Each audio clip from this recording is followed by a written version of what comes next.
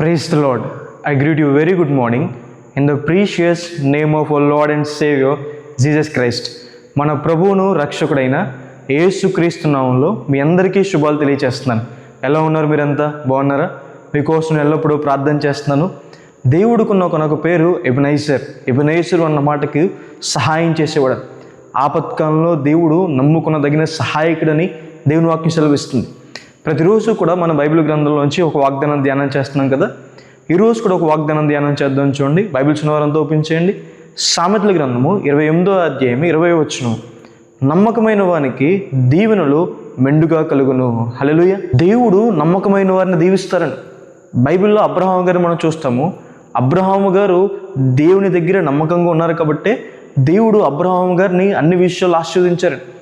మోషే గారి కోసం దేవుడు సాక్ష్యం పలుకుతేలా అంటారు, మోషే నా ఇల్లంతట్లో నమ్మకస్తుడని. కాబట్టే మోషే గారిని దేవుడు హెచ్చించారని. మనము దేవుడు మనకిచ్చిన ప్రతి దాంట్లో నమ్మకంగా ఉన్నప్పుడు మన ఆశీర్వాదం పొందుకుంటాం. యూదా ఇస్కరియోతు దేవుని దగ్గర నమ్మకంగా లేకపోవడం ద్వారా, మోసం చేయడం ద్వారా యూదా ఇస్కరియోతు 30 వెండి నాణాలు సంపాదించుకున్నాడని. కానీ అది అతని జీవితానికి ఏమీ ఉపయోగపడలేదని. గెహజీ ఎలీషా గారిని మోసం చేయడం ద్వారా కొంచెం సంపాదించుకున్నాడని. అయితే ఆ సంపద తన జీవితంలో ఎందుకు కూడా ఉపయోగపడలేదని.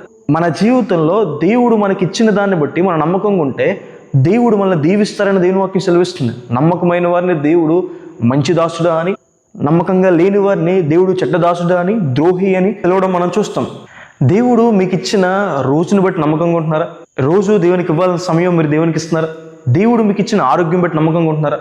అనేక మంది తీవ్రమైన అనారోగ్యాలతో బాధపడుతుంటే దేవుడు మీ మీద కృప చూపించి మంచి ఆరోగ్యం అనుగ్రహించారే, దాన్ని బట్టి మీరు నమ్మకంగా ఉంటున్నారా? దేవుని స్తుతిస్తున్నారా?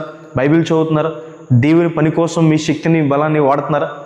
దేవుడు మిమ్మల్ని ప్రేమించి తన ప్రాణాన్ని పెట్టి రక్షణ అనుగ్రహిస్తే ఆ విషయం నమ్మకంగా ఉన్నారా? మరలా పాపం చేయకుండా మిమ్మల్ని మీరు కాపాడుకుంటున్నారా? స్టెఫను నమ్మకంగా ఉన్నాడు కాబట్టి స్టెఫను చనిపోయినప్పుడు క్రీస్తు ప్రభు వారు స్టెఫన్ని పరలోక రాజ్యం ఆహ్వానించడానికి ఆయన లేచి నిలబడ్డారని దేవుని వాక్యం సెలవిస్తుంది. ఒక మనిషి నమ్మకంగా లేకపోవడానికి కారణము ఆ వ్యక్తిలో కృతజ్ఞత లేకపోవడం వల్ల.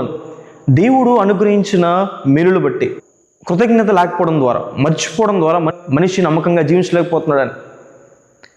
ఓ దేవుని సేవకుడు ఎలా అంటారు, మనం వేసుకోవడానికి 4 వస్త్రాలు, రోజు తినడానికి ఆహారము, ఒక షెల్టర్, ఒక నీడ, ఒక ఇల్లు, అది అతిదైనా సొంతైనా ఉంటే మనం నిజంగా దీవించబడిన వారు, ఆశ్రదించబడిన వారు.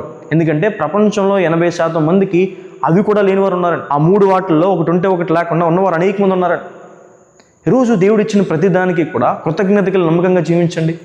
దేవుడు మిమ్మల్ని ఇంకో మెట్టెక్కిస్తాడని, దేవుడు మిమ్మల్ని ఇంకా ఆస్వాదిస్తాడని. దేవుడు మీకు తలాంతులు ఇస్తే దేవుని కోసం వాడుతున్నారా? దేవుని కోసం పాడుతున్నారా? దేవుని కోసం జీవిస్తున్నారా? దేవుని కోసం మాట్లాడుతున్నారా?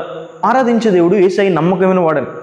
ఆయన మనకు సహాయం చేయడంలో, ఆయన మనల్ని ఆదరించడంలో, ఓదార్చడంలో, ఆయన ఇచ్చిన వాగ్దానం నెరవేర్చడంలో దేవుడు నమ్మదగిన వాడు. మనం కూడా దేవుని పట్ల నమ్మకంగా ఉన్నప్పుడు ఆయన మనల్ని బహుగా దీవిస్తాడు. దేవుని వాక్యం పట్ల మనం నమ్మకంగా ఉన్నప్పుడు, దేవుని వాక్య ప్రకారం మనం జీవించినప్పుడు, ద్వితీయోపదేశకాండం 28వ అధ్యాయంలో రాయబడిన రీతిగా దేవుడు మనల్ని దీవిస్తాడు. లోపలికి వెళ్ళినప్పుడు దీవించబడతాం, బయటకు వచ్చినప్పుడు దీవించబడతాం. మనకున్నదంతా దేవుడు దీవిస్తాడు. మనం చేసే ప్రయత్నాలు దీవించబడతాయి. దేవుడు మనల్ని పైవారుగా ఉంచుతారు కానీ కింద వారుగా ఉంచారని దేవుడు అనేకమైన దీవులను అక్కడ రాయడం మనం చూస్తాం.